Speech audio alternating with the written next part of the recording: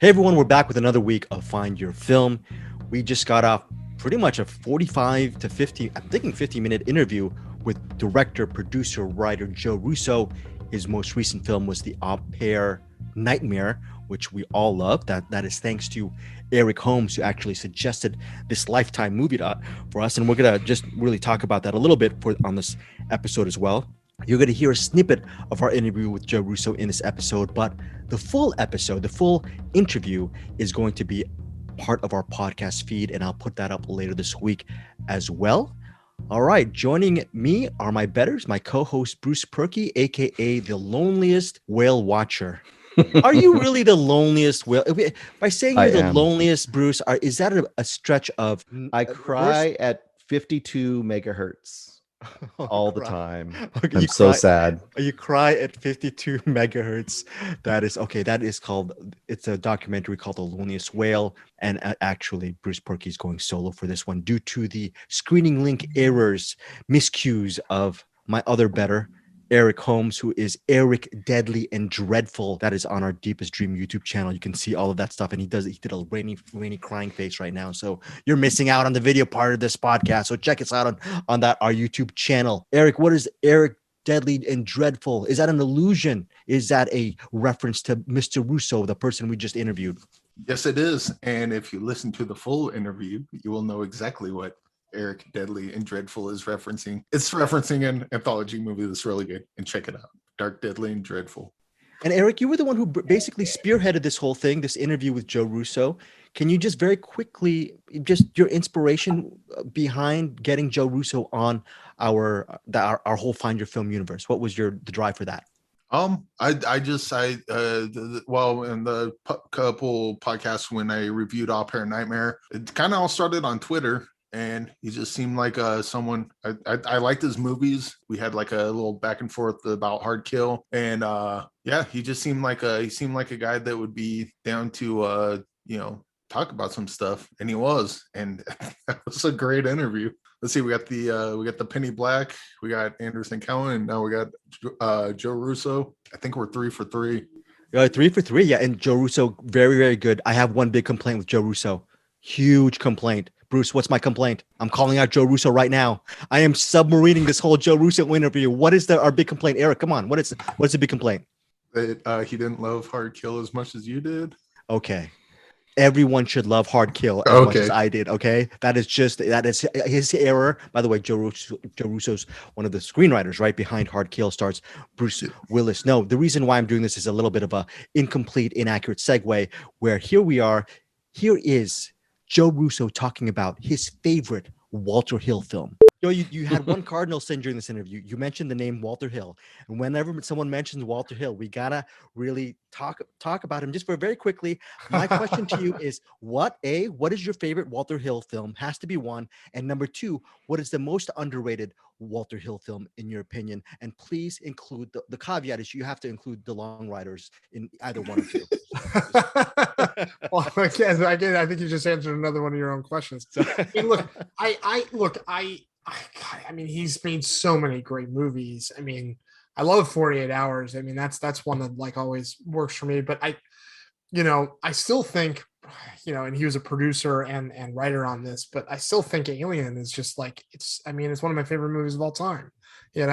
So it's like, how can I not point to that? And I know Walter's made so many great movies himself too. But like that, I mean, Alien is top 10 for me. So there you go. And we're back. Bruce Perky, my big caveat with Joe bleeping Russo is he mentioned Alien, directed by Ridley Scott, but produced, like he said, by Walter Hill, written by Walter Hill, obviously, and everything, as his favorite Walter Hill film. Does that count? Does that count, guys? Yep. What? Yeah, it's my favorite Dan O'Bannon movie. Yeah. Okay. There you go. Okay. That was just me going off. No, great choice on Alien. But come on, guys. Favorite Walter Hill? Eric Holmes? Oh, wait, let me just answer for you. Streets of Fire, right? Yeah, probably. Although Southern Comfort's I was going to say, edging up there. Southern Comfort's edging up there for sure. Southern Comfort is pretty damn good. I think Southern Comfort might be mine. Yeah. And Crossroads is really good with Daniel LaRusso. Daniel LaRusso, Ralph Macchio. I've never seen Crossroads. Leave it up to Eric Holmes to pull out one of the most obscure Walter Hill films. And lastly, most underrated Walter Hill film for you guys. Do you have one? Oh, Eric, let me just fill you in right now. You're gonna say Crossroads, but I'm just gonna put words in your mouth, and I'm just gonna say Brewster's Millions. Oh yeah, that is a good one. Actually, that should be my choice. I think Brewster's Millions is a very underrated Walter Hill film. Bruce Sparky, your turn.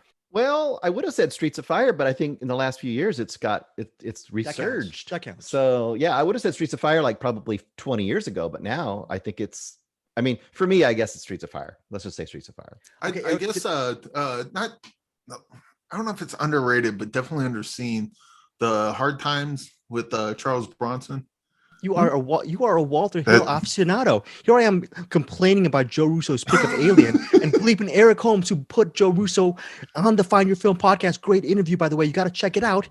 It's Eric Holmes who has the knowledge, because I haven't seen Hard Times, and that is my fault. That is, I believe, James Coburn starring in that 1975 film. I hear that's a great film. Okay, so you believe Hard Times is your choice for underrated Walter Hill movie? Yeah, that definitely underseen. But you brought up Brewster's Millions, and I was like, oh shit, that was Walter Hill, wasn't it? Yeah, he's an awesome guy. We love Walter Hill.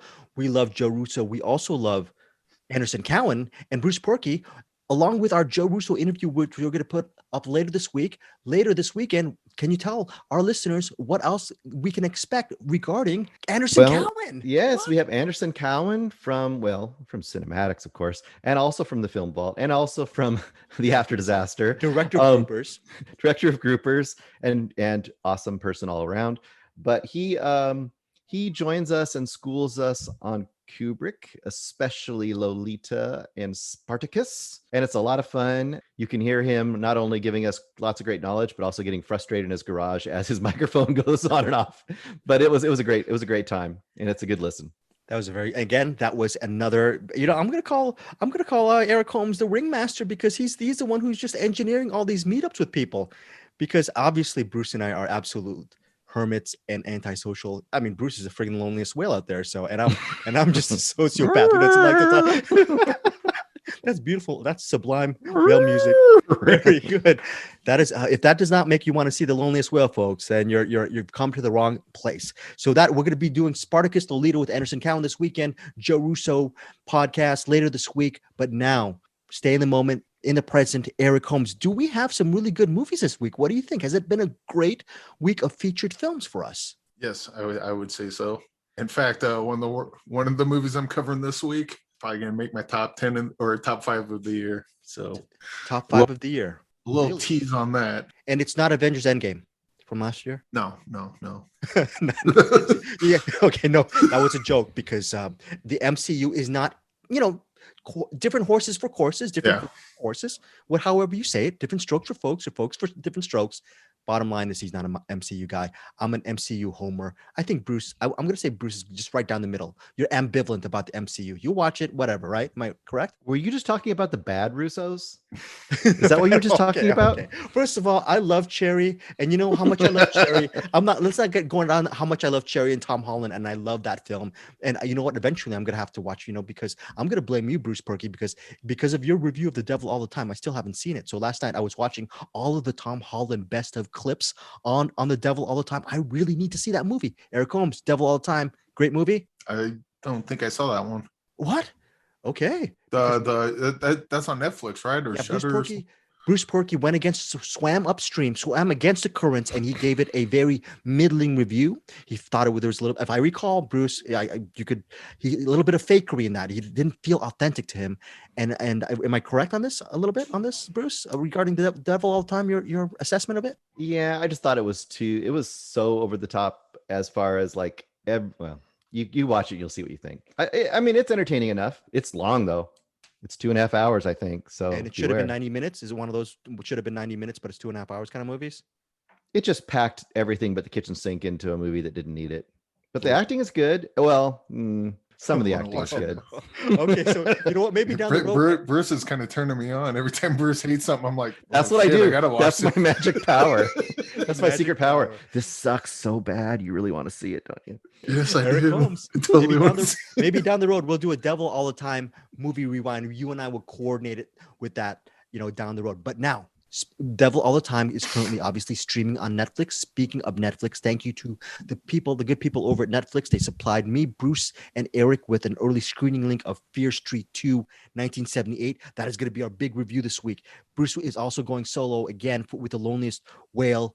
And, you know what? I'm the master of telling really stupid puns. There's a great jazz tune called A Night in Tunisia, which I love.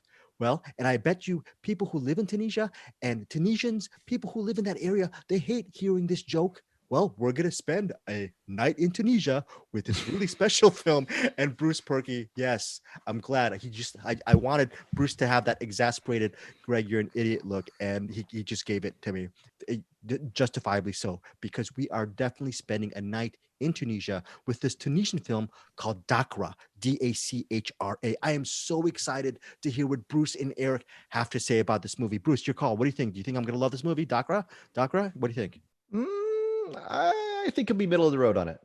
You think I'm going to be middle of the road? Very interesting, Bruce. What you're going to think? What do you think, Eric? Do you think I'm going to love it? You think I'm going to love Dachra? Am I going to give Dachra the goods, or am I going to just really not like it whatsoever? the fact that you're asking me means you're really gonna like it. Oh, what is You're not the guy. You're not the guy that sets up a takedown. Oh, You're too nice for that. Okay, here we go. Eric Holmes playing Matt Damon in Rounders. Thank you very much. He spotted my tell. You did spot my tell. Okay, so there's going to be a different.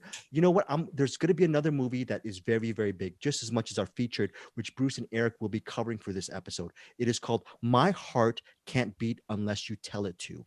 Okay, it's a very long title, but I have not seen this movie. I'm excited to hear what Eric and Bruce have to say about this movie, how high Eric loves this, or maybe Bruce loves this as much as Eric does as well. And then we're going to close out the show with a What's in the Box segment, which I guess we're going to keep that a surprise. Maybe we'll keep the What's in the Box segment, which Bruce coordinates a surprise regarding the movie he's going to cover. But he's going to have a very you don't want to cut. You want to. How could it be a surprise? They listened to our last episode. They will know. But what if they didn't?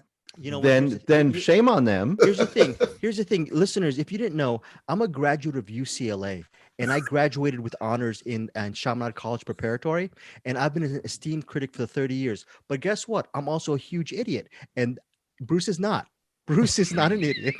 That's right. We are covering clause. Yeah. Bruce has this thing called LOGIC. It's called logic. Yes, for What's in the Box, Bruce is covering clause. He's clause. Yeah. Eric Holmes does a clause, and then also Bruce will recommend this documentary, which, by the way, I could have gotten both Eric and I this screening link, but I was too lazy. Bruce, did you have to pay for this on your own, or did it stream? What did you? It's streaming on Hulu. Okay, it's Summer of Soul. Hulu, Summer of Soul. So we're going to be covering a lot of movies. There's for this episode. Let's start off right now. Is there anything else you guys want to say before we start off with our featured reviews? Anything right off the top? I love you guys. I want to give you big hugs. Love you guys That's too. about it. Love you listeners. Okay, love you listeners as well. Now, Fear Street 1, I believe it's 1994. We reviewed it last week. I remember really loving it. We all really loved it. Yes, we all loved it. Now, Eric, you were saying that we can spoil last week's The Fear Street Part 1 leading into Fear Street Part 2. My first thing to you, Eric, is what did you want to spoil from last week going into our review of Fear Street 2, 1978. By the way, this one, obviously it's 1978. It's set in a sleepaway kind of camp. And it has the members of the Shady Sides, the Sunnyvalers. Of course, the Sunnyvalers are the rich kids. The Shady Siders are from the poor, middle class, blue collar side of the streets. They are always butting heads. They're always at loggerheads, and it comes to a head in this summer camp. And that is the basic premise of this Lee Janney directed sequel. And it's basically and Janiak actually expressed that this movie is inspired by the movie Friday the 13th. Now, what kind of spoilers did you want to lead in from last week to Fear Street 2? Well, as you may know, my memory is not very good because I got donkey brains and I cannot remember anything that I wanted to spoil. But I think, especially talking with this new one, you kind of have to go into spoilers to talk about it because it takes it, continues the story of what happened and people die in the last one. They had I guess because we talked about like how the characters like this is a thing where like at least for me, and I think you guys as well, like I kind of fell in love with the characters. So to see some of them die, it was weird. The girl that gets put in the bread slicer. Now, normally in a movie like this, I'd be like, "Whoa, sweet kill!" But I really liked her character, and so I didn't get that. I didn't get that kind of visceral joy in watching like a splatter movie. Like, they killed the kid that I don't care about. When they put her in the bread maker, I'm like, oh, she's gonna get out. She's gonna get out. And then her head goes through. I'm like, oh, son of a bitch. And I actually like it killed me. That was a gutsy play. That was a very gutsy play that they did. Very. And obviously, it's probably based on the R.L. Stine series of books. I don't know how much they diverge from that. Bruce, anything that you wanted to lead from Fear Street 1 going to Fear Street 2, spoiler-wise, regarding building the whole, the universe of Shady Side and I forgot the name of the witch. What's the name of the witch? But anyways. Fear. Fear. Right? Fear. Yeah. F-I-E-R. Fear Street. Fear Street. Yeah. See, Fear. Right. All right, there you go. The only thing is that really it sets it up the idea that the one girl from the first one, I forgot her name, is now kind of, she died and was brought back, and that's supposed to save her from the curse, but she's kind of in like a zombified state or something. Right. So that's kind of our ongoing story. So they of course reach out to the one person who survived from 1978, and that's C. Berman. That's C. Berman, played by Gillian Jacobs. Right. And that leads to this whole story. So I guess that's the one thing you have to kind of know. That's kind of the setup, the premise. So the reason we kind of care, other than just being a story itself, the reason we kind of care about what happens in 1978 is to inform the rest of the story going forward. So the name of the witch is Sarah Fear, F-I-E-R. And again, like Bruce and Eric was saying, that is the reason why they tip the hat to Fear Street, the moniker Fear Street, again, based on the R.L. Stine book, Sarah Fear. Here's a couple of things. We're not going to get into spoilers regarding Fear Street 2. We're just going to give our reactions. I will tell you a couple of things to watch for Fear Street 2, 1978, unspoiler-wise.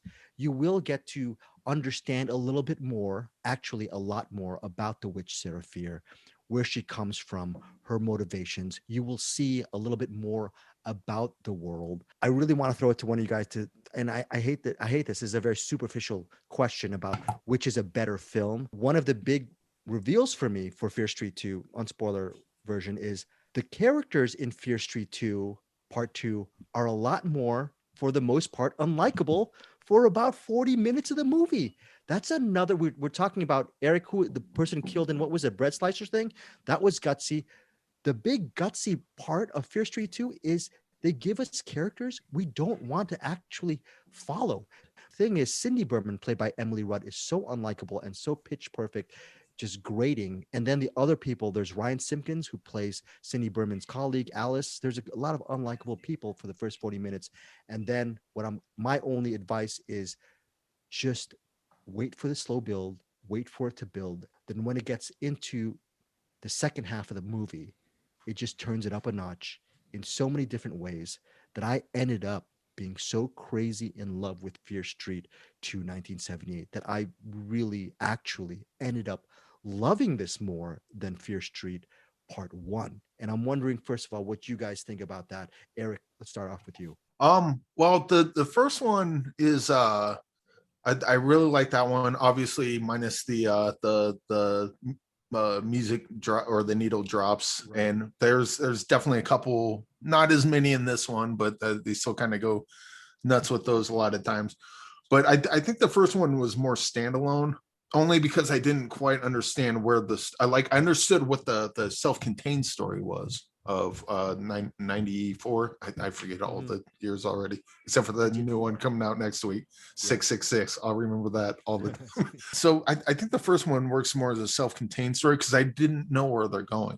And now with this next one, okay, I think I can see where it's going, and I think I know where they're going to go with it on the Fear Street 1666. And so I got a better idea of the broader story they're telling. But this one's just as good. And also, to your point, the characters are unlikable. It almost does the exact opposite of what the first one did. Because the first one, I was just falling more and more in love with them. And then so when they would get hurt, I'd be sad. But this one, they're unlikable, but I kind of still, as the movie went along, I understood their motivations more. So then again, when they get hurt, like, I'm like, oh no.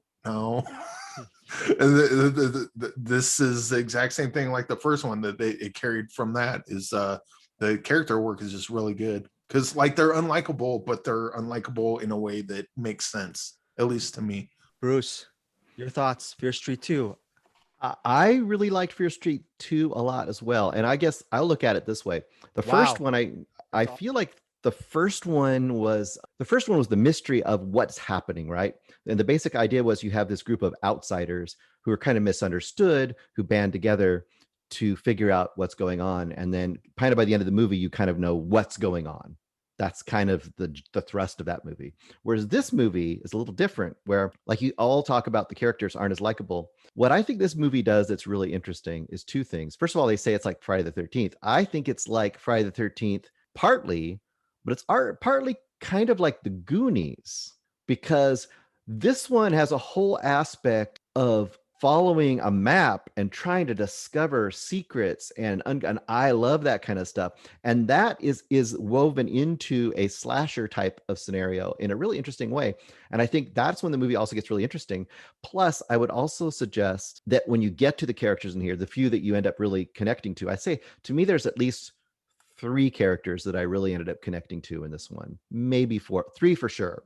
The 2 main sisters and their friend, kind of not their friend at the beginning, but she ends up being their friend. And I think the thing about this that works, but works slower, is that this goes deeper into the dark past of these characters. Like they all have a level of abuse or really darkness in them. And I think when that finally comes to the surface, you care about them.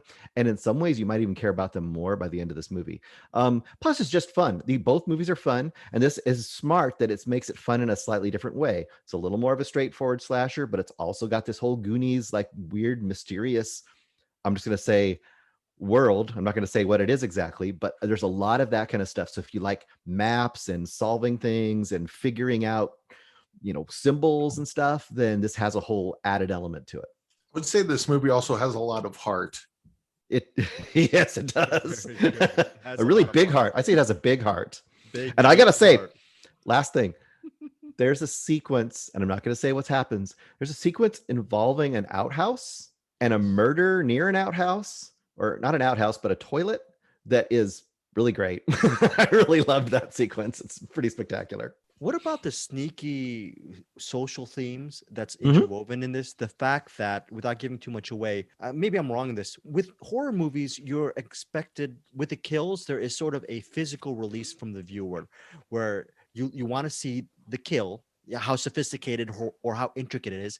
And on top of that, to make the kill even better, maybe they'll have the kill of a person you was maybe a bully or a person you didn't like, and you go, okay, well, I can see that murder, I can see that blood splattered. I'm gonna have that release. And the fact that there are people that you don't like and people you love, there is no bias towards this. Like the people who you might want to get it might not get it. You see what I'm saying? And it really plays on the whole shady side Sunnyvale situation, on one side being cursed and one side being the golden boys and girls. Did you like that part, that little hidden element in this whole thing as well? Yeah. And another thing, I guess we can't really talk about it, but the way they tie the first movie into this one, there's even characters that you saw in the first one that you may have thought one way or another about, and now with this one you know more about their history. And so like even the characters that I don't like in this one, I'm like not gonna pass judgment because I have no clue what's coming in the next one, and I might feel like a just complete dickhead if I'm like, you know what, fuck that character, and then watch the next one and go, oh, I'm the asshole, never mind. Again, all solid performances all around. I was expecting maybe a little bit of a come down, a sophomore slump. It's really not a sophomore slump. It's a trilogy. But the second one, who knows? So, unless it's The Godfather Part 2, sometimes the second one's not really that great. And for me, I really like this more. Actually, Bruce, you like this a little bit more than the first one as well. I think I like them differently, equally. Okay, fair. I like them both for little different reasons, which is about the best you can expect from this, honestly. So yeah. I like them both pretty much the same.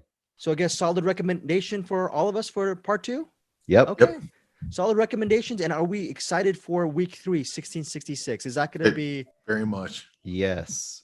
I would say the cliffhanger on this is really well done and really good. Yes. Yeah. I think the only complaint I have with this is I really wanted to see 1666 immediately after watching 1978. It's that good of a trilogy. I just really hope they bring it home with this trilogy. I am huge. By the way, I'm not huge. I said I'm hugely into this trilogy. The reason why I just stopped into this is because is that the Green Knight role playing game that you got in the back? Is that oh, okay. Yes, it is. Okay, the Green Knight. Yeah, you're gonna be doing it. You're gonna be playing that game after this the podcast, right? Is it a good game? Have you tried it yet? No, it'll be the first time playing. It'll be me, William Lindis, Peta Beta, and a couple friends of mine and Will's are gonna get together and do a live playthrough, and we'll probably be putting that up shortly before the Green Knight comes out. Okay. We're doing that right after we record here, so we'll see how that goes.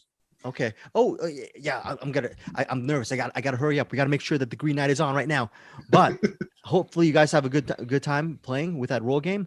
Are you excited about the movie, The Green Knight, Bruce? Is that the one? Yes, for sure. Okay. So do I get fired if I don't get a screening links for that movie? Do I get fired? Yes, we will not pay you anymore. You will not pay me. You will not pay me $0. How dare you, Bruce? Speaking of which, I don't know if this was Bruce's idea, my idea, or Eric Holmes' idea. The acclaimed Tunisian horror film Dachra haunts U.S. cinemas this Friday. I'm reading off the emails that I never opened, but this is an email that I opened. I think either Bruce or Eric assigned me to actually get the screening link. It opens in select theaters. Oh, cinemas this Friday again. I'm an idiot. Dachra. I don't know how to. It centers on 3 journalism students in Tunisia.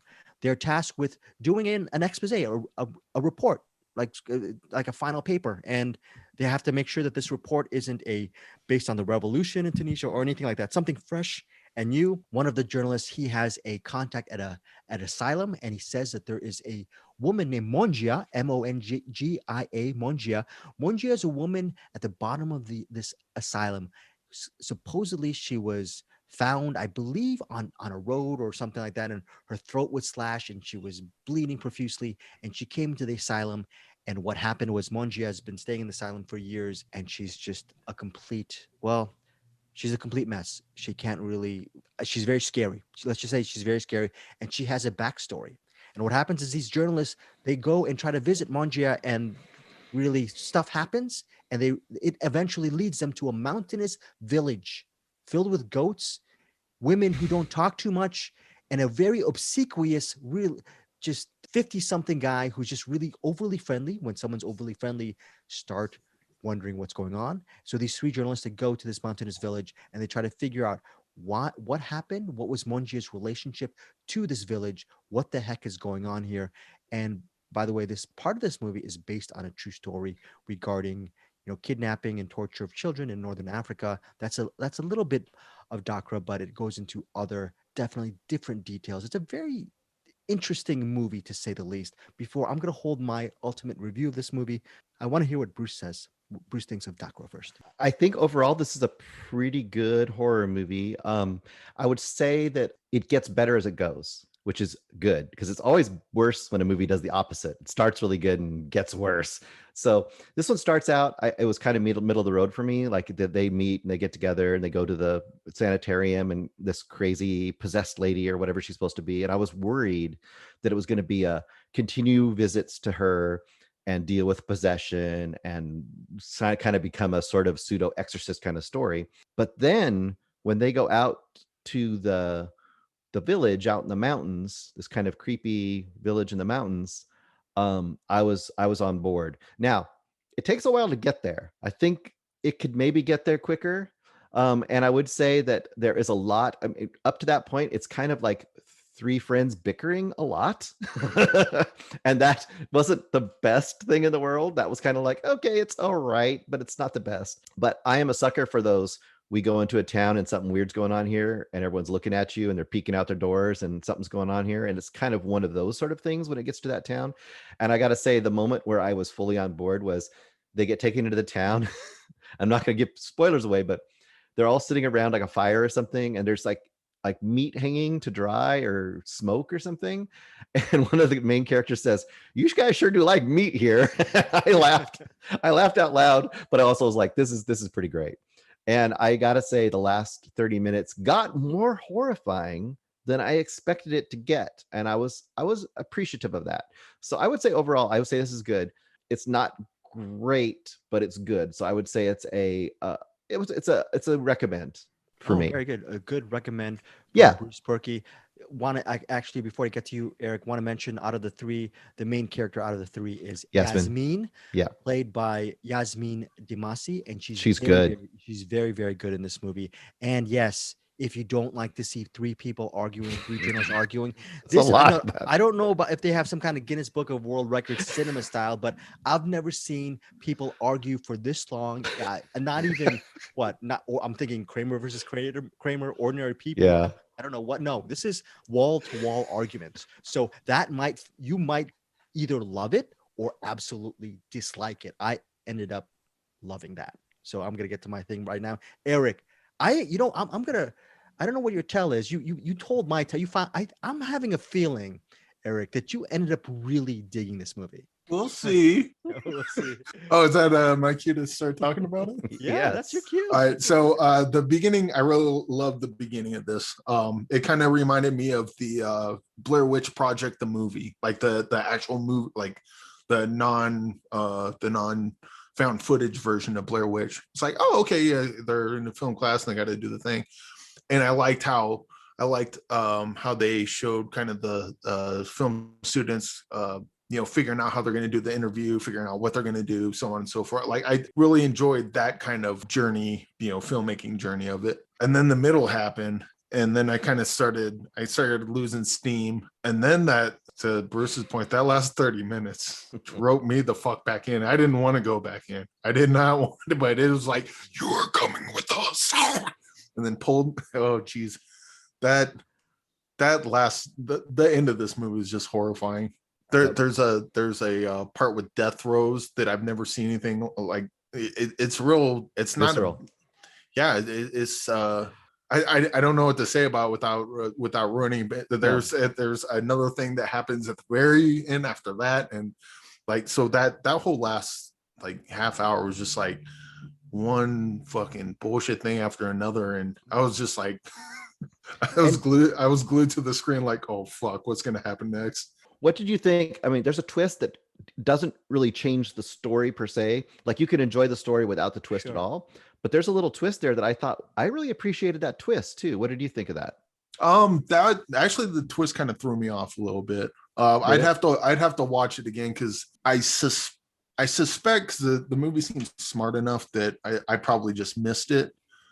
But it almost feels like the how tension twisted it into that.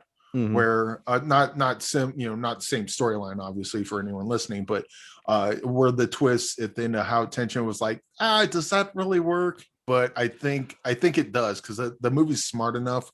I think I just missed something. But and would you agree though, even if you didn't like the twist, that it doesn't hurt the story really though? No, and it's not even that I didn't like it. I just feel like I missed something. Okay. So when the thing happened, I was like, oh, this is happening? And then now all of a sudden I want to go back and not like watch it like, wow, that changes everything. I'm going to watch it. It's going to be a complete different movie. It was like, I don't think that works. Let me go back and make sure that works. The most triggering part of this movie for me is I am transitioning from being a vegetarian to occasionally eating meat, fish.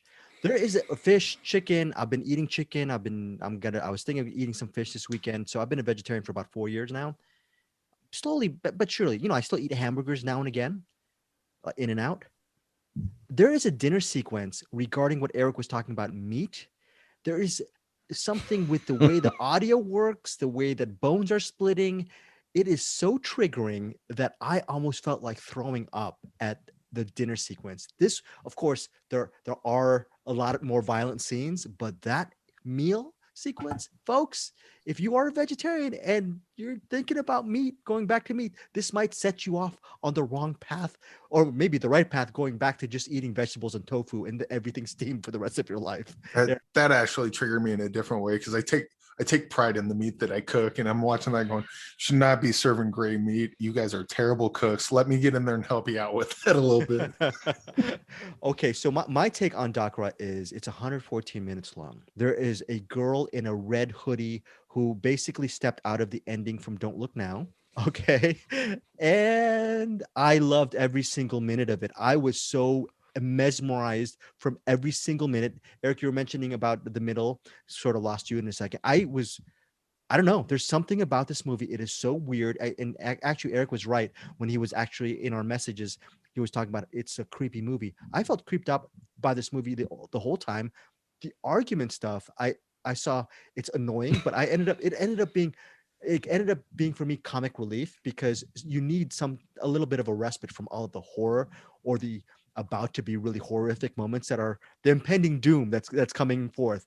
There's also some really cool visual foreshadowing moments, which is way too obvious for its own good, but I still think it's cool. And visually, I think this movie is really beautifully shot for its budget, which I read in Daily Variety. If this is correct, this movie, I think it said the movie cost $80,000 to make.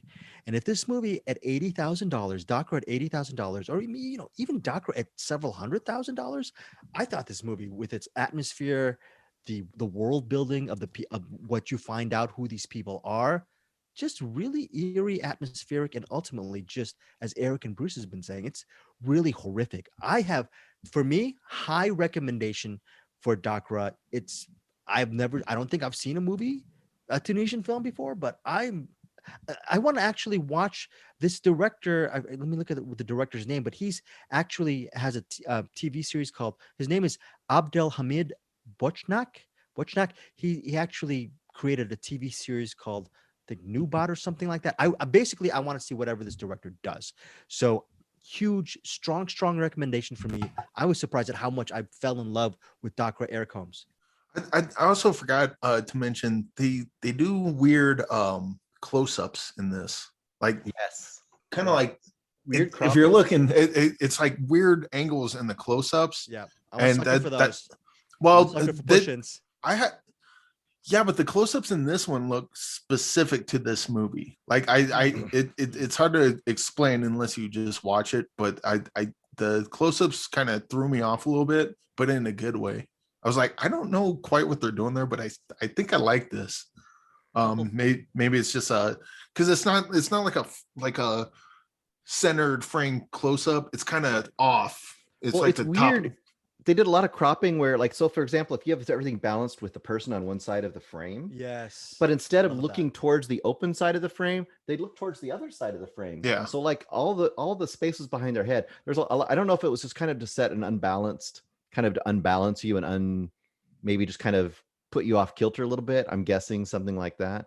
But I think what we all agree about, we all have varying degrees of liking. We all like it. I think we all agree that if nothing else, the final third is really solid.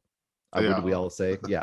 It's just horrific to even think about it. I'm just thinking about the scenes right now, and it's hard to shake. It's hard to shake these scenes.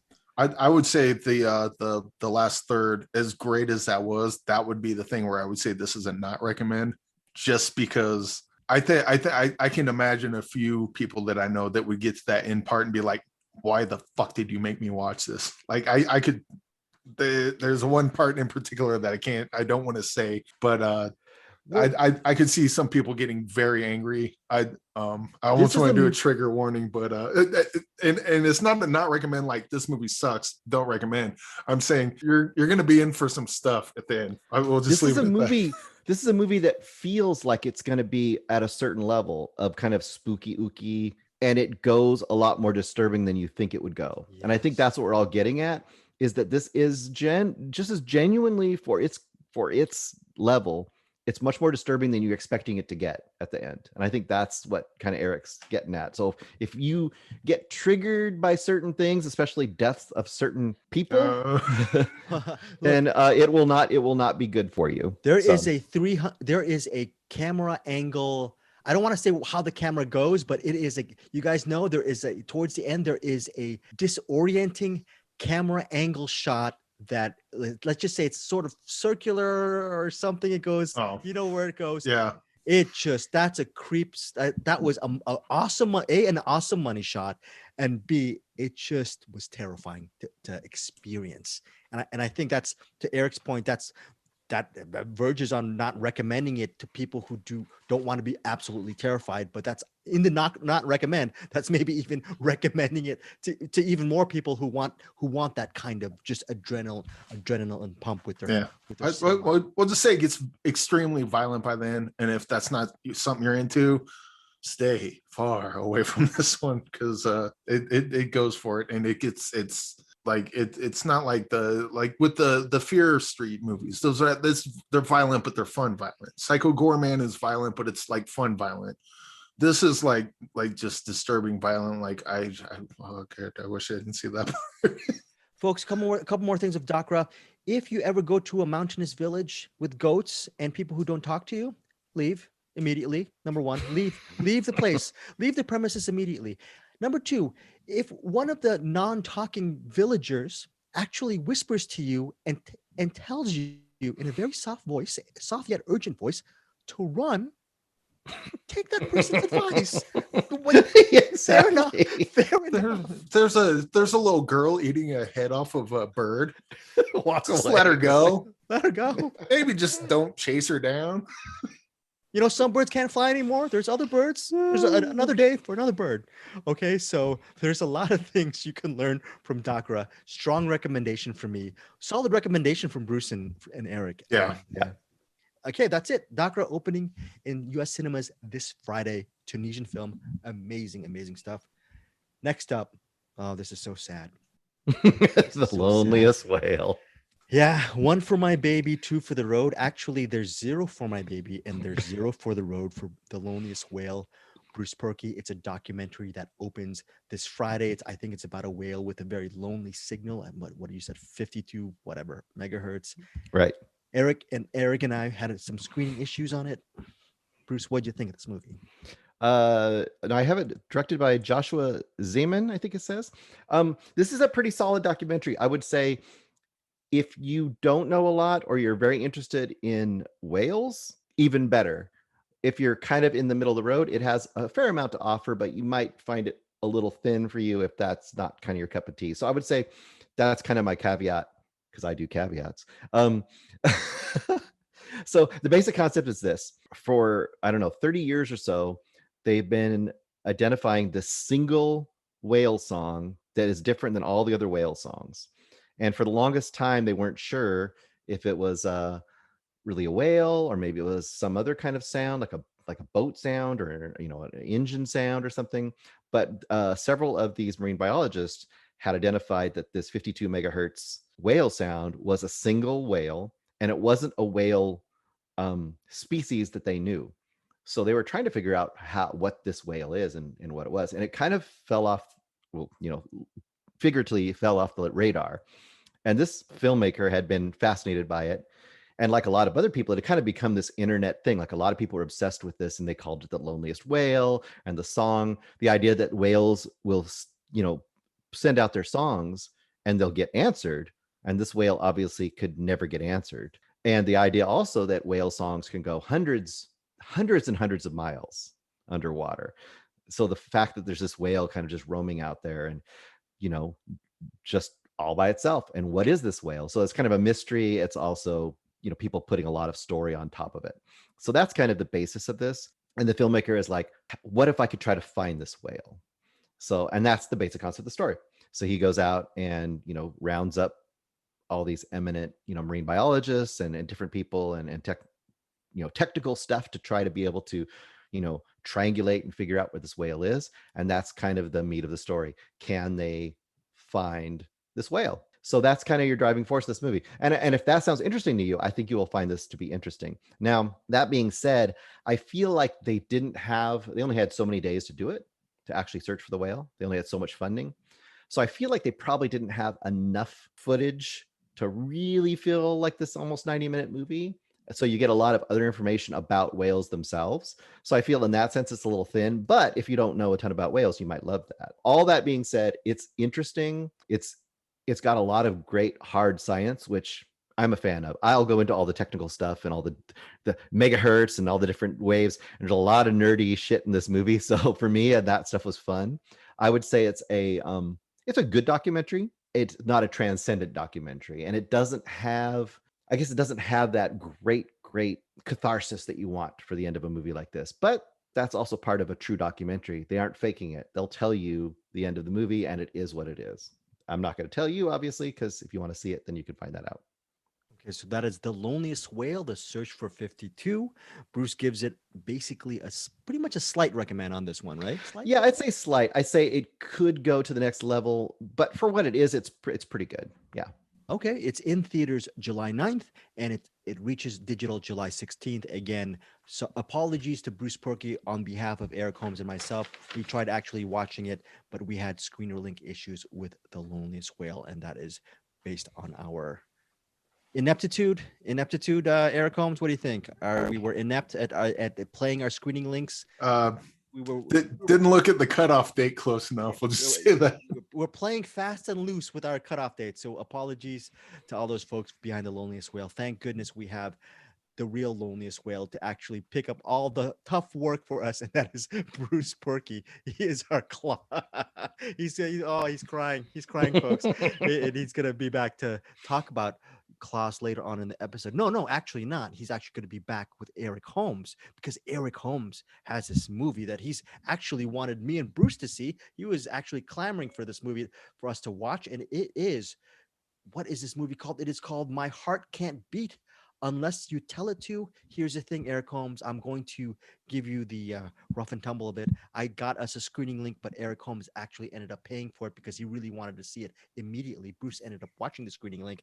One of the reasons I didn't watch the screening link was I saw the trailer. I'm sorry, Eric Holmes, and it seemed really moody and somber. And me being literally a moody and somber, I'm not the loneliest whale. I'm more like the loneliest hermit crab. I just was not in the mood for this somber, just dark thing, because I'd been watching Dachra. I couldn't fit it in. Should I regret my decision, Eric Holmes? Well, this movie, if you got done finishing Dachra and you need something to bring you down, this movie ain't it. It's directed by Jonathan Quartas, starring Patrick Fugit, Ingrid, Sophie. Damn it, I don't have the names. Shram, and Owen Campbell. So we got Dwight and Jesse. I believe they're brother and sister, and they're just out and about doing their normal thing. Dwight meets some guy and decides he's going to give him a ride, takes him out somewhere, and stops the car, and the guy gets out of the house, and then Dwight pops him over the head with a baseball bat, throws him in the trunk. Then he goes home, and his sister Jessie is there. She helps him pull the body out of the trunk and bring him inside. What the hell you doing? Okay, we're just keep it down. And then they take the body and put it on the table. And they move it around on the table a little bit. And then they cut the neck, start draining the blood into a bucket. And then the guy hit with the baseball bat, he's good and dead now. And they got a bucket full of blood, a metal pail full of blood. And they put the blood into a little bowl, little ceramic bowl. And they take the ceramic bowl of blood, bring it into a room, and there's this little emaciated kid. His name's Thomas. And I believe he's the youngest brother. And he's doesn't look like he's doing very well. And then the sister gives Thomas, puts a bowl of blood up to his mouth and starts, pouring it in there, and he's drinking the blood. Thank you. And he starts drinking the blood. And that is the basic premise of the movie. A brother and a sister going out murdering people to get blood for their dying brother, who's a vampire. And if he doesn't get blood, he can't basically can't fend for himself. It's not like the vampires just slink through the night, blood, I'm going to kill you. This is the vampirism in this almost feels like almost like he's dying of cancer or something. It's really taking over his body. And so his brother and sister have to go out and kill people to keep them alive. They don't like doing this. And there's a lot more twists and turns involving prostitutes and certain people who they decide to kill and who they don't decide to kill. And it's got a similar vibe to It Comes at Night. It's got that A24 kind of vibe to it. It's real slow. There's a little bit of humor, but not a whole lot. This movie is very moody, and I watched it and I was like, wow, that was really good. And then the next day I was like still thinking about that movie. I was like, man, that fucking movie. My heart can't beat unless you tell it to. And then the day after that, and I'm like, this movie will not leave me. It's buried deep inside of me, and I just loved everything about this. And I don't think this movie's for everyone because it does go kind of slow. But if it hit you at all like it did me, this movie's absolutely fantastic, and I love it. Wow, that is a huge endorsement from Eric Holmes. Bruce Perky, what did you think of this film? I think it is really good. But I will add on the same thing, similar to what Eric is saying. Perfect example.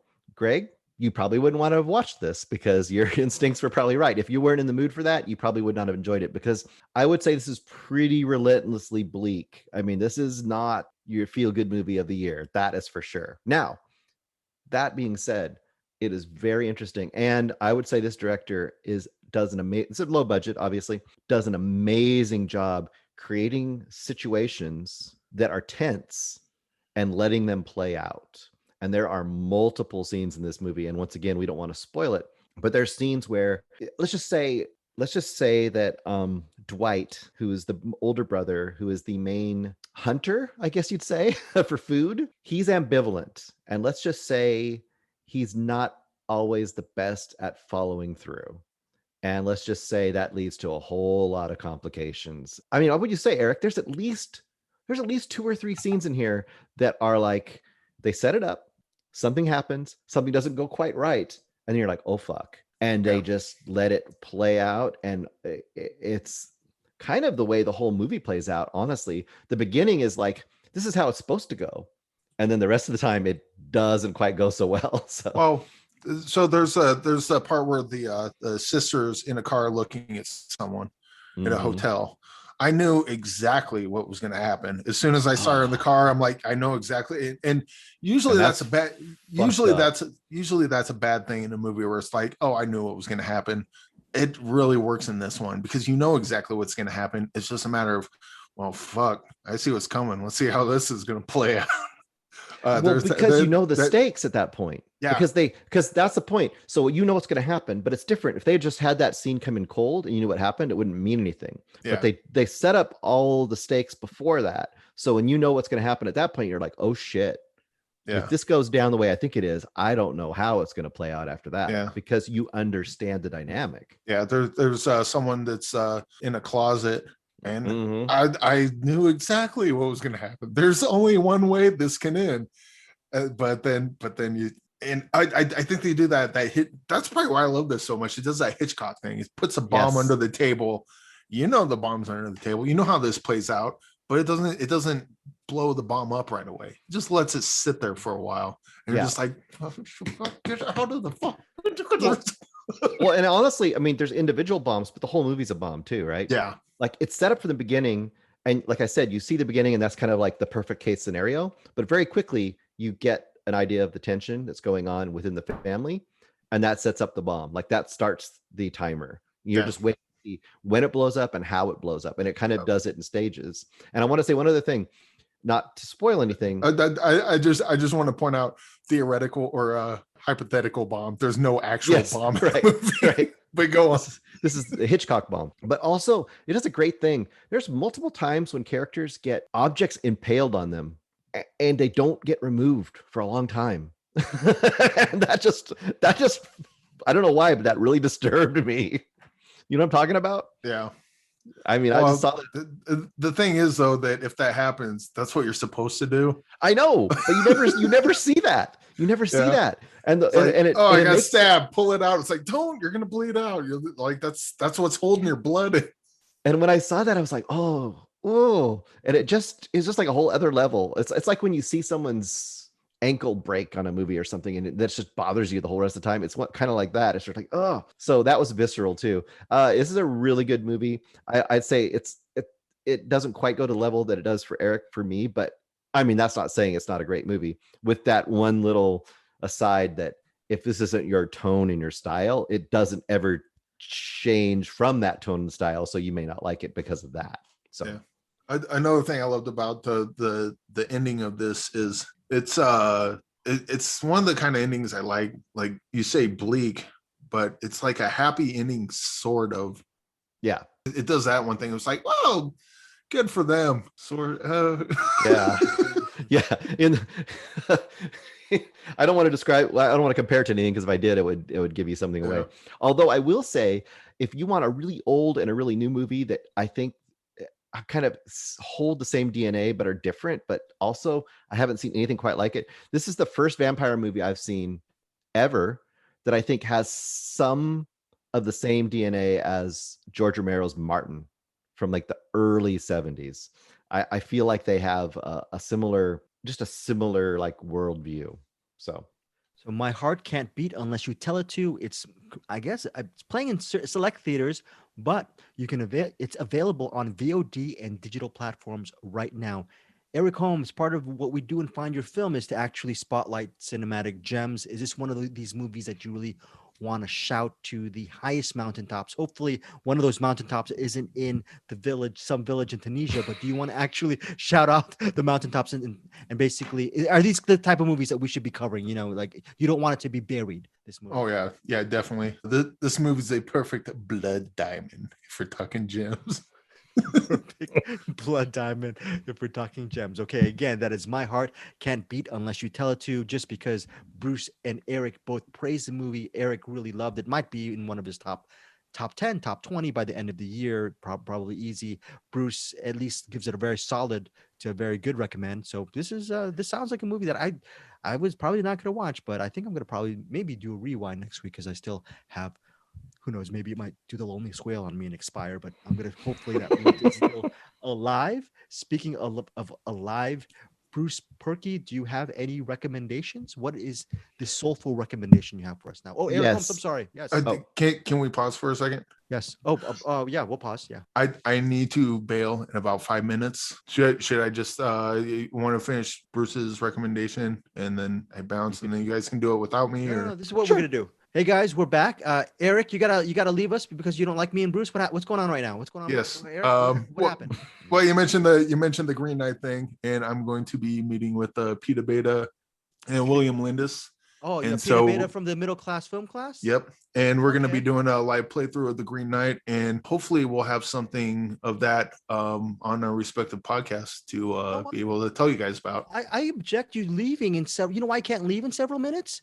Because Jack Fitzpatrick, a member of our Cinematics Facebook group, I didn't even mention this. I should have actually posted this on Facebook. He said one of his favorite parts of Find Your Film, he always gets jacked up when we get into the What's in the Box sequence, and we're not going to get to it in 3 minutes because you know why? What his favorite part, Jack Fitzpatrick, he's a very good movie reviewer, by the way, and hopefully, I don't know, one of these days maybe Jack should be a podcaster. You know what his favorite part is, Eric Holmes, of a Find Your Film? What's that?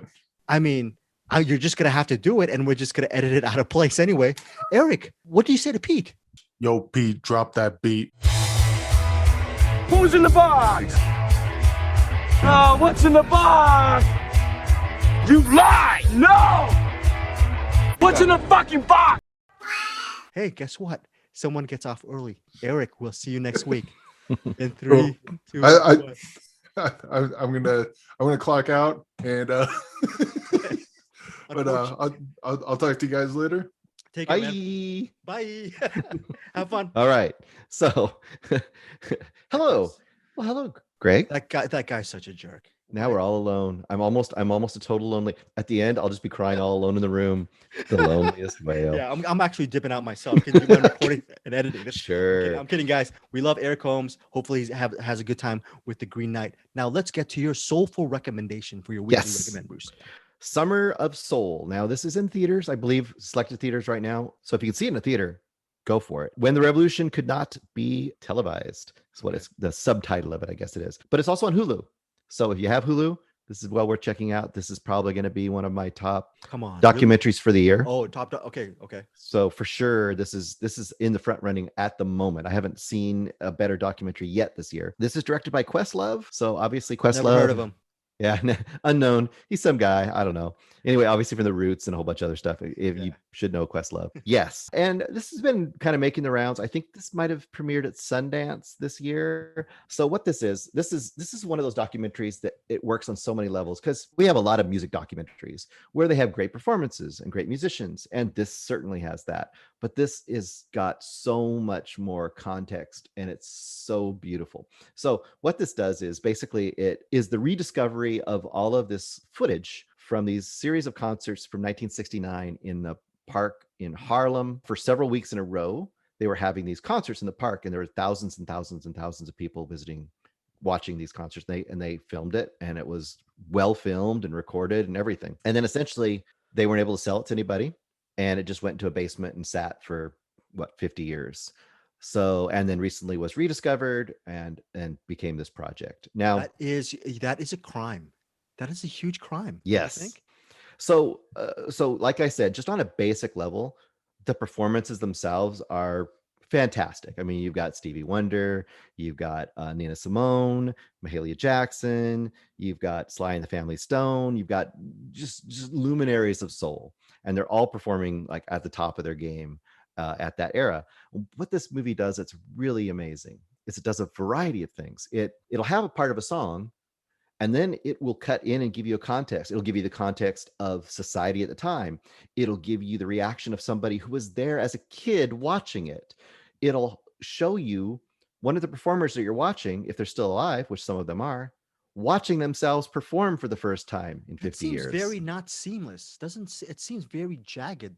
It isn't, though. It's beautiful. It's done so well, because what they'll do is you'll have the song, and then the song, you'll watch a performance, and then maybe the second performance will come on by that artist, and it will become the music behind the other parts of that documentary, and then it will cut back in, and then maybe they've given you some context, so when you cut back into the performance, now all of a sudden you're seeing it from a different point of view, because now you understand where they were at the moment they were performing there, or where that person in the audience was at the moment they were performing there. It's a really amazing document, and it's a really, really amazing documentary. So I can't imagine, unless you just don't love music at all, and you have no interest in history. And obviously it's super pertinent right now as well, because some of the things they're fighting and talking about back then are just as vibrant now, just as, important now. And to see, it's really good. Is it one of those kind of documentaries that, because of its good music, the social context, the interviews, and the way Questlove directed it, does it go by fast? Meaning, there's a lot of material. Oh, okay, it's one of those. Wow, Yeah. Really? Wow. Yeah, I don't know. This isn't dull. This isn't boring. This is, like I said, it's vibrant and active. And if anything, I felt like, wow, they need to release just the full footage for people too, because it just makes you want to watch more music, because you'll see like a snippet of, for example, Mahalia Jackson. There's a really great point where they're talking about this song that was really important. I believe this is the point where they're talking about a song that was really important to Martin Luther King, and you get this whole context while the song is starting to go on. They're talking about it, and then Mahalia Jackson, this famous elder statesman of soul, she's out there, and then Mavis Staples talks about, she leans over to me and says, "I'm not feeling so well. Can you sing with me?" And then Mavis Staples is talking about how this is this amazing moment in her life that she's going to get to sing this song with Mahalia Jackson. And then you watch the song and you watch it occur. And then you see this moment where Mahalia Jackson is just really hitting it, right? She's just fully into it. Yeah. The crowd's loving it. And then she puts the microphone over to Mavis Staples and lets her do her part. And it's amazing. And the whole movie has moments like that. And whether you know the artist, it's almost even better if you don't know the artist. But even for myself, like, I know Stevie Wonder. Everyone knows Stevie Wonder, right? And I always think of him playing the piano and just being funky and just great and soulful. And he is, and he's doing that. But then there's another song where he's getting behind the drum kit and he's playing the drums while he's doing it. And I'm like, I didn't remember that he played drums, and he's freaking amazing on drums. And you're just like, what the hell? One person should not have that much talent. It's a great document. It's just a great documentary. It's here I go name dropping again. Over maybe almost 30 years ago, I was actually able to interview Mavis Staples one-on-one somewhere in Century City, California. Did a one-on-one interview. It's a little bit wistful for me because back then I still am. I was a huge Prince fan, and I basically peppered most of the interview with her new album and questions about working with Prince. Little did I know she's a million times more. There's a million times more stuff you can get into with Mavis Staples than my stupid questions of the day. At least I was able to be in the same room. And there's a great context in here too. Talk about Prince. They talk about Sly and the Family Stone, and you kind of get that context of how he's almost the first Prince. And then when you watch him on stage, it connects, if you didn't already have that connection. This is value added, especially if you're like, I'm a casual, I like some soul. I've, listened to my, amount of funk and R&B and stuff, but I'm not a hardcore fan. But if you're like me, this is way value added. I think you get like 10 times out of it. Okay, so that's another huge, strong recommendation from Bruce Purkey. This might be a number one with a bullet as far as documentaries go this year. There's still a ton of documentaries that Bruce Purkey will have to vote on. I'm sure the aforementioned reviewed Gunda might hopefully make his list as well, or Stray. Remember I don't even consider that a documentary. That's like a weird. That's like its own weird art piece. Or maybe Stray was interesting. Remember those stray dogs that we did? That's an interesting little movie. But yeah, we got a big recap. We cover so many movies every single week. But I think honestly, I'm so glad that you covered Summer of Soul. I definitely want to check it out. Again, listeners, it's on Hulu. You have no excuse not to actually listen to some good music, some social contact, some really good, insightful interviews. Okay, strongly recommended by Bruce Purkey, who is closing out the show with his weekly What's in the Box segment because Eric Holmes had to go to play knights and shoots and ladders and wizards with Peter Beta, who Pete already dropped that bleeping beat. Let's just go right into your What's in the Box pick for this week. Who gave you that pick and what is it? My son. Andrew gave it to me. This is Klaus. It's an animated feature on Netflix. It's been there for a couple of years now, I'd say. And I remember at the time it got a surprising buzz and I remember this is one of those movies that everyone tells you, this is actually really good. This is actually really good. And you think to yourself, oh, great. Another cartoon about Santa Claus. I'm not really interested in that. That's kind of where we're at in our lives probably, but everyone keeps telling you. And yet at some point the din kind of builds in your head and you're like, okay, maybe there's something to this. So anyway, he pushed my hand and forced me to do it. So I watched Klaus, directed by Sergio Pablos. Well, before you start, can I say this? IMDb rating, 2019, 96 minutes, 8.2 out of 10 on IMDb. I never see that. Yeah. This is like one of those movies that's almost hard not to like. And the main characters are Jesper, played by Jason Schwartzman, Klaus, J.K. Simmons, and a ton of other voices. I'm not going to list them all. There's a ton of people you'll recognize voice-wise. But what this does that's really fun. First of all, it's got great animation. It's really interestingly stylized. It's not that Pixar kind of look. It's a hand-drawn style, which is really nice and interesting and cool looking, which I like. And what it does is it's kind of like an origin story for Santa Claus, but it's not. It's like Santa Claus is almost incidental. So it's like you have this story that's not Santa Claus related that ends up becoming Santa Claus by the end of it. And the idea is that you got Jesper. He's this like spoiled rich kid, right? Living in the city or whatever. And his dad runs the postal service. And his kid is just a ne'er-do-well layabout, basically. And he's like, okay, fine. You're a waste. I'm not going to, put up the money for you. I'm not going to support you anymore. I'm going to send you to this. Basically, he's sending him to, the Antarctica, but it's not. He's sending him to this place called Smeerensburg, which is this little island, this miserable little island. He says, you get to be there for a year. And if you can get the postal service working there and mail out, I forget what it is, 60,000 letters or something. There's a number. Then you can come back and I'll let you live back here again. But if you can't, you're on your own. And that's the basic. And he gets there and it's just it's great. It's almost this Dickensian terrible, dark town of two feuding groups of just darkness, and it's just constant violence between these two feuding sides of this town, and it's just this very like, you know, foreboding place. You know, he goes in and it's a whale skeleton hanging over the bay, you know, and he rings a bell and everyone attacks each other, or he walks by a snowman and it's like little creepy kids staring at him while they're stabbing the snowman, you know, stuff like that. So it's just fun in that aspect. And Klaus is basically this woodsman living in, you know, off by himself, who's sullen and angry and scary, and it goes from there. And it's just a great engaging story. It's wonderful and beautiful, and it eventually leads to Santa Claus, but in a very, very, very oblique way. Is it touching too? Is it resonant towards the end a little bit? Yeah, it's got those moments because the backstory for Klaus is really the heart of the story. Oh, and of course, you can imagine it's going to turn around Jesper, right? You know, he's this layabout. He's going to learn to be somebody, right? That's obvious. Yeah. But I mean, really, it's Klaus. Klaus is the key to the character. And, you know, J.K. Simmons, you've got very able acting hands there to really give some gravitas to that character. This is one of those that you can watch any time of the year too. It is so barely a Christmas movie. It's like only a Christmas movie on the very tiny edge. So it's a great movie. Did you thank your son and apologize for not seeing it immediately after he recommended to you after these couple? I did not. Because I know he has a terrible movie waiting for me in the box still. So. And what is that? What is that movie? Is that the Emoji Movie, or what is it called? Bobbleheads, the movie. Bobbleheads, the movie. Okay. If I pick it today, it's going back in because he can't be 2 weeks in a row. Okay.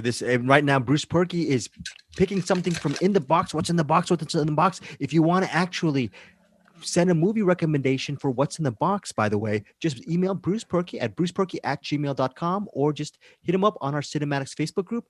Bruce, before you get your pick, what did Joe Russo say for you? What's in the box? I'm trying to remember. What was his in the box pick for you? I already ripped up and put it in, but he said Ingrid Goes West. Ingrid Goes West is yes, very good. And what is you've seen that, right? Yes, love that. Love Ingrid Goes West as well. Yeah, so. But we've all seen it, but I haven't seen it for a few years, probably since about the time it came out. So I will gladly, when that pops up, we'll watch it again to talk about it, because that's a very interesting movie that's not talked about a lot. So okay, so what do we got, Bruce? Well, this is one that was donated to the box unknowingly by Joe Dante, because we've never talked to Joe Dante, and we'd love to talk. Hello, people out there. Can we talk to Joe Dante? So Eric and I watched a live stream with Joe Dante, and it was for I want to say the 40th or 50th anniversary of The Howling. And he just happened to, while he was there, he has this giant pile of DVDs and Blu-rays behind him, because he's a big proponent of physical media like we are. Awesome, yeah. And they asked him during it, like, what was a movie that he had watched recently out of that pile? So when he said that, I wrote it down, and it's a movie called Black Book. And it's directed by Paul Verhoeven, correct? No, this is an old movie. This is a movie from like the 40s or something, and I believe it has to do with the French Revolution. It's supposed to be a weird noir-y kind of movie called Black Book. It's not. I know you're talking about the Verhoeven movie. So This will be interesting. I'm going to look it up, and I'll give you the information, because this could be a really interesting one to check out. Okay, so this week's What's in the Box is unknowingly picked by Joe Dante. Oh, yes. So if anyone out there wants to tell Joe Dante, we'd likely love to hear his take on it for us. Yes, and I'm going to drop one more time. I did interview Joe Dante before he produced a movie. I forgot the name of it. So I've had my shot of actually interviewing Joe Dante. Unfortunately, I am not up to the standards of Bruce Perky or Eric Holmes. They would do a better interview. So if Joe Dante is listening, or someone know Joe Dante, have him on Find Your Film podcast, especially, let's say, Bruce, no disrespect, but Eric Holmes is really into Eric Holmes, the guy who just left us, left me and Bruce in the cold right now, but he really loves Joe Dante and Gremlins, and he's a huge fan of his oeuvre. Favorite Joe Dante movie? Oh, that's a tough one. The Burbs, The Burbs, classic. The Burbs is really good. I ended up loving Matinee when I watched it recently too, though. You know what? I can't pick a Joe Dante. There's too many great ones, and they're too different. Yeah. I mean, come on, Gremlins is a perfect movie, so it's really hard not to pick Gremlins. So you want to pick something other than Gremlins, but you know what I mean? And The Howling, if you've never seen The Howling is wonderful. Okay, that's The Howling starring D. Wallace Stone. Okay, directed by Joe Dante. We had quite a day. We recorded with Joe Russo, close to an hour, and then now we just finished up our latest Find Your Film podcast. Hopefully, Eric Holmes is kicking butt on that Green Knight role-playing game that he's playing with Peter Beta from Middle Class Film Class and William Lindis from, what's the name of the podcast? Oh, Movie Bears podcast, right? Movie Bears podcast. My Yes. bad. How Sorry, dare William. you? How dare you? Oh, my bad. William, I'm sorry about that. So hopefully he's having fun. Me, Bruce, and Eric will have fun next week because we are reviewing a Nicolas Cage film that are you excited about? Bruce, what's the name of it? And are you excited? I had to resist starting it before our podcast tonight. Pig. What'd you call me? Well, yeah, it's called Pig. Hey, if I'm the loneliest whale, you can be the happiest pig? I'll be the happy, or maybe the jankiest pig. So we're going to be covering Pig next week with Nicolas Cage, a truffle pig movie, and then also the final chapter, the Fear Street trilogy, and that is Fear Street Part 3, I believe, 1666. I'm gonna edit this. No, I'm not gonna edit this. I'm not gonna edit. This is not gonna be Gregor Scissorhands. I'm gonna. You know what? This week, Bruce, I might have a light touch. I might have a light touch on the editing, and you get back to me. Use a light touch on me, Greg. Okay. I'm very sensitive. Okay. This is an explicit podcast anyway, so I'm not gonna cut that out. Anyways, it's an e-podcast. So I'm a lonely whale. You need to be friendly to me, kind. So yeah, pig, whale. I don't know if that's legal, folks, but we will. It's neither here nor there. We will see you next week on Find Your Film. Thank you guys so much for supporting our show.